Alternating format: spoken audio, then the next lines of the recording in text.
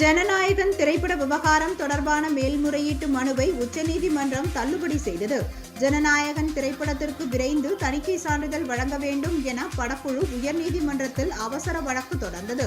இதனை விசாரித்த தனி நீதிபதி PD ஆஷா படத்திற்கு UA சான்றிதழ் வழங்க தணிக்கை வாரியத்திற்கு உத்தரவிட்டிருந்தார். இந்த உத்தரவை எதிர்த்து தணிக்கை வாரியம் 2 நீதிபதிகள் அமர்வில் மேல்முறையீடு செய்தது. அந்த மனுவை விசாரித்த 2 நீதிபதிகள் கொண்ட அமர்வு தனி நீதிபதி உத்தரவிற்கு தடை விதித்தது.